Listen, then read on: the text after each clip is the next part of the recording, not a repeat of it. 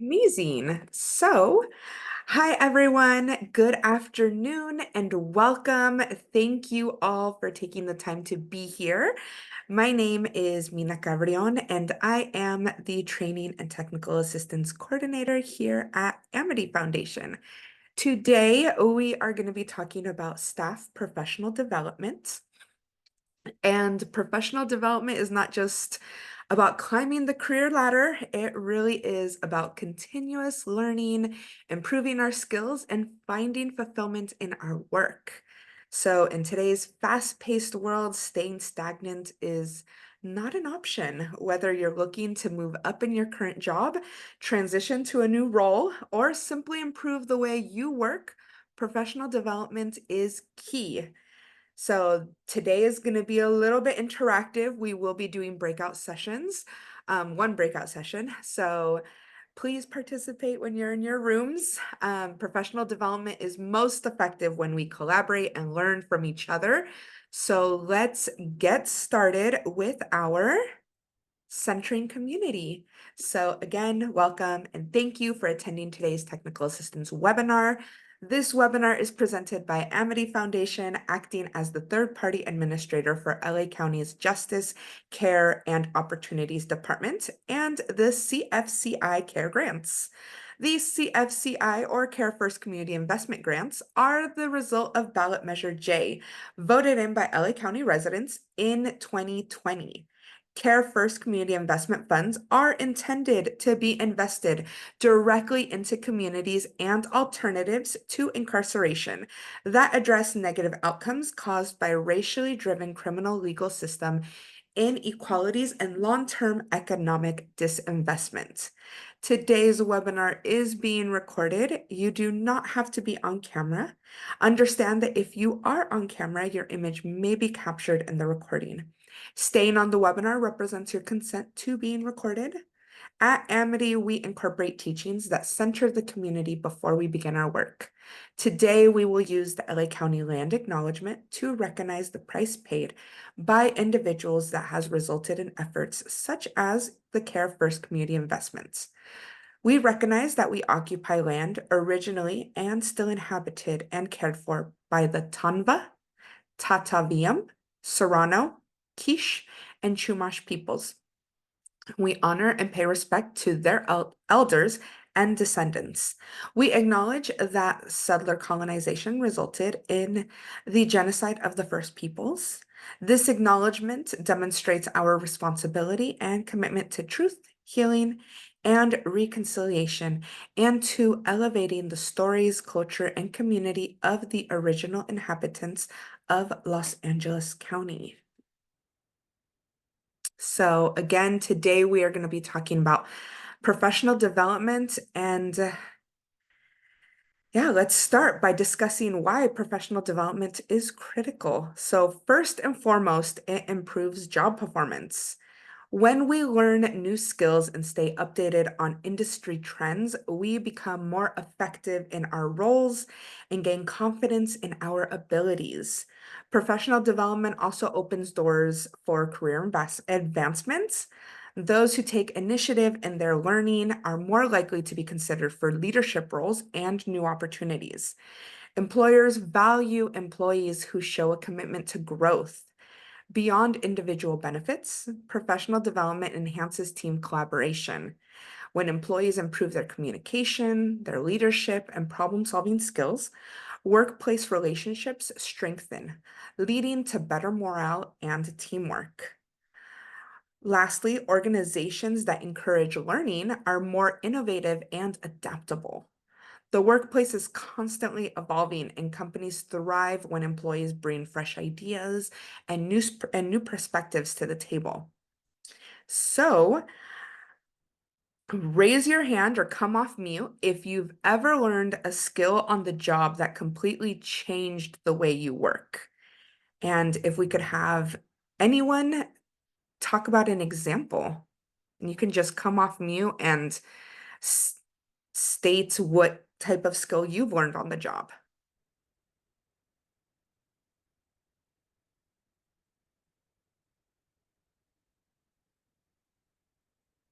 Anyone want to share? I'll share. I mean, I don't know if this applies, but I've definitely gotten better at using Excel. Um, Ooh, yeah, amazing. just because since I've had a job, I've had to do a lot of work on Excel and it's helped. Yeah, it definitely has helped. It's not easy to learn either. No. Excel Of is a fun and very useful tool. Thank you so much for sharing, Sandy. course. Thank you. Anyone else want to share a skill that they've learned on the job? I'll be happy to share. It wasn't my plan when I started working in nonprofit to learn how to write grants, but it became a necessary tool and skill that has served me well in my nonprofit career. That's amazing. Amazing, amazing. I love to hear it. Thank you so much for sharing. So, where nonprofit professionals can find professional development. So, we often struggle on finding resources on where to find these, professional development opportunities. And as nonprofit professionals, we sometimes have to get creative with professional development. Since, as we all know, budgets can be tight. But great news is that there are so many free and affordable resources available. So oftentimes conferences like those hosted by the Nonprofit Leadership Alliance and AFP Global offer valuable insights into fundraising, management, and leadership in the sector.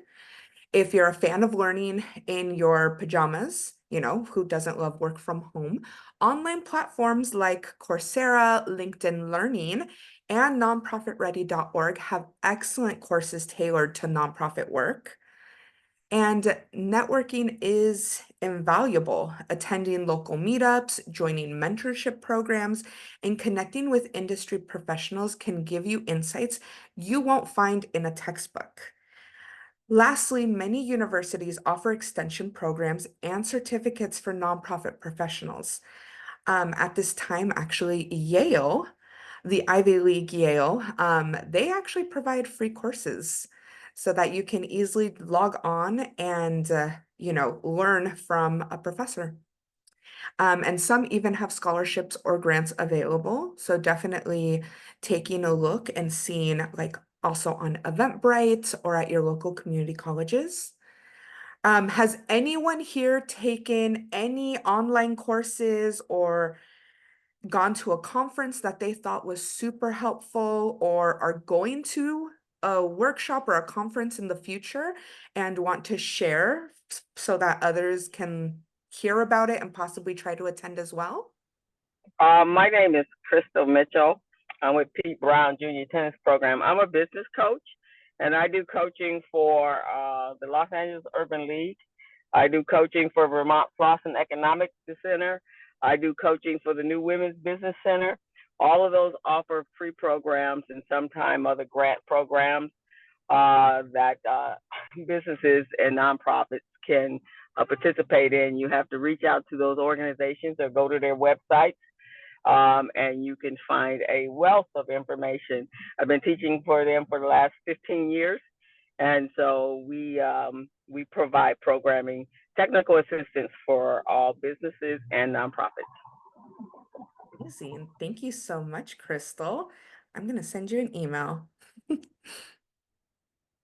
So, if you need training now, somewhere to really look, you could look at the Center for Excellence in Nonprofits, Dovia LA. You can look at the Association of Fundraising Professionals Greater Los Angeles chapter, and of course, the Center for Nonprofit Management. I have taken classes there, and they do sometimes cost a fee, but they are very, very knowledgeable. So another way that you can learn is by listening to podcasts.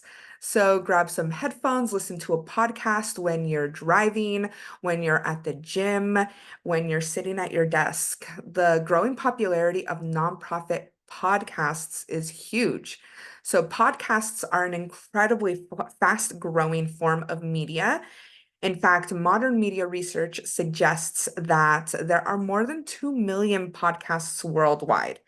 And in the United States alone, more than 160 million people have listened to a podcast. The magnificent growth and popularity of this type of media has opened up the door for today's fundraising and marketing nonprofit professionals to share candid conversations about the industry's current state and how mission-driven organizations can build a viable future for their work. Podcasts give thought leaders a platform to share their wealth of knowledge in an incredibly convenient and consumable way. The best part is that there's no shortage of podcasts for nonprofits out there at this time. So I have listed some here, and where you can listen to them. So whether you're looking for advice, firsthand experiences, current trends, new skills to learn, or inspiring stories, there is something for everyone. You can hear directly from some of the industry's top leaders with just a few taps of your computer, tablet, phone. They're super accessible, they're free, and they're fun to listen to. So with that in mind, does anyone here listen to any podcasts that are not shared on this slide that they think are amazing? I have here listed Nonprofit Nation, Growth, Good to Growth, Everybody Brands, and Accidental Fundraiser. All of these, they share reliable information, they're free, and they're easy to keep up with they're easy to keep up with. You can get notifications about like the new episode, and you really can listen to them anywhere. But yes, I want to give it to you guys. Does anyone listen to any podcasts or follow any YouTubers or, TikTok pages, anything that they want to share? I host two port podcasts that do that. One is called The Business Zone with Crystal and Gilbert, and the other one is called The Community Briefing. Both of them are over on YouTube. You can subscribe, and we are a weekly show. One's been on the air for 5 years, one's been on the air for 9 years. That's awesome, Crystal. Hi, Kudos to you. this is Saran, Dr. Saran from Psyches the Colors, and I don't know like if we're supposed to be able to see the presentation, but I can't see the You presentation. can't see it? Oh No. no. Okay, let me. I can see it. Maybe log off and log back on. Yeah, I can see it too. Okay, thank you guys. Thank you. Okay, so some people can't see it. You can see it? Can everyone see? Wait, hold on. Yes, Let me I can stop see it. Okay, let me stop share and then reshare. Okay. Share. Oops. Uh-oh. Hold on. Awesome. Okay, so thank you for letting me know about the slides. We are going to send them out. So if you can't see them now, they will be sent out. So don't worry, you will be able to see them. Anyone else listen to any type of podcasts or anything that they want to share?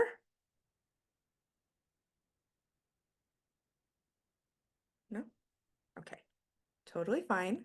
Everyone look up crystals. So we are actually going to go into an activity. So we are going to talk about professional development goals. So as much as we want to learn and we want to grow, we need to put words onto paper or into our minds so that we can develop them for the future.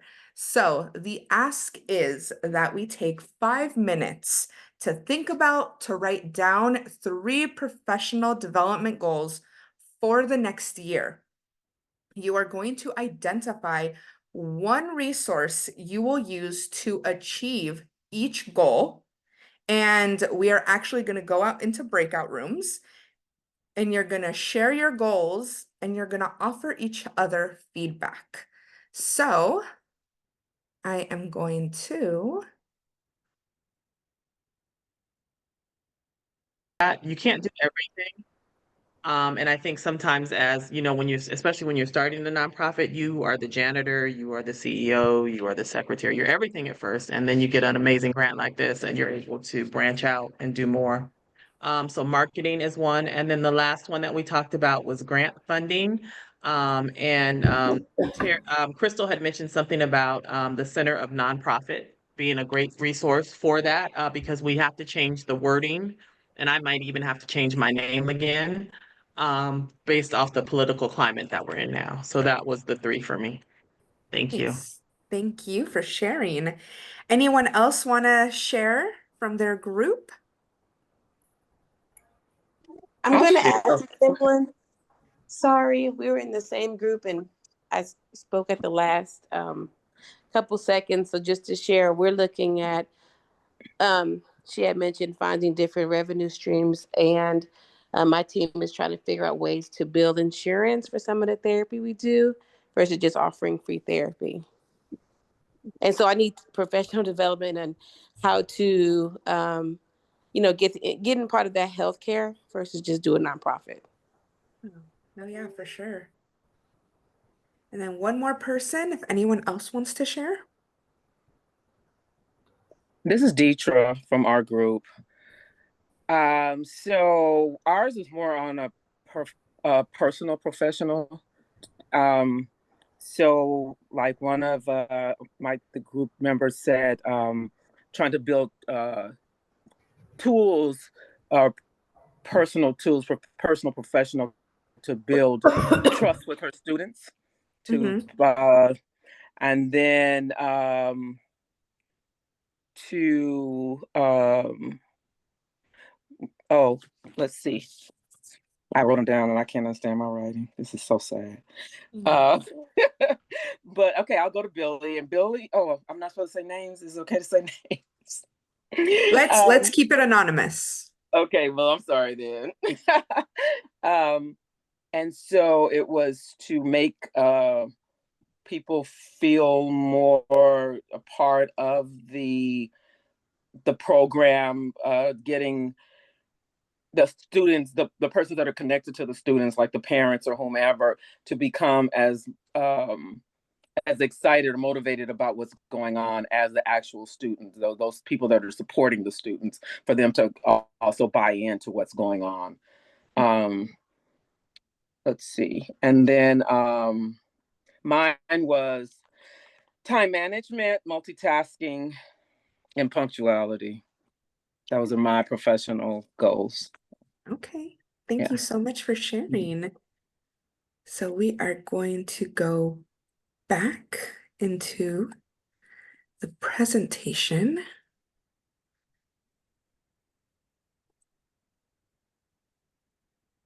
So thank you everyone for participating in that.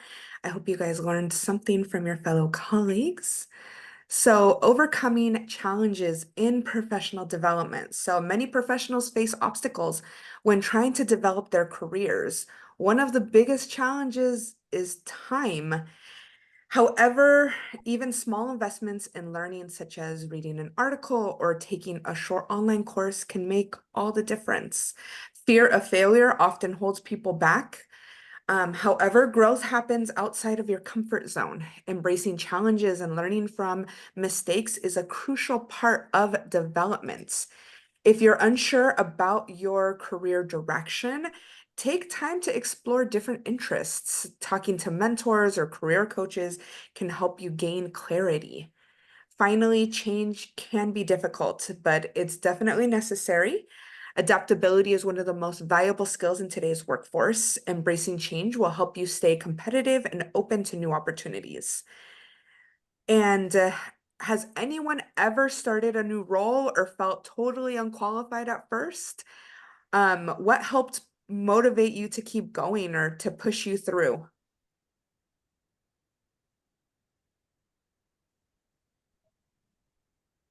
If anyone I can go. That's a good one.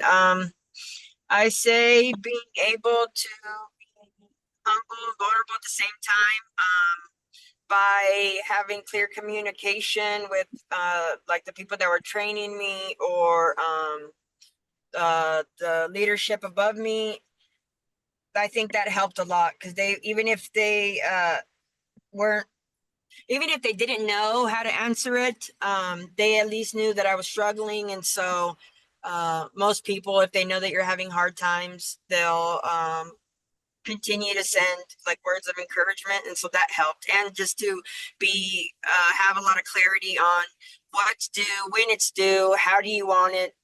And then, yeah, so I would suggest just ask a lot of questions so that the big details, and then it's not so scary when the due date comes, at least for me. Thank you so much.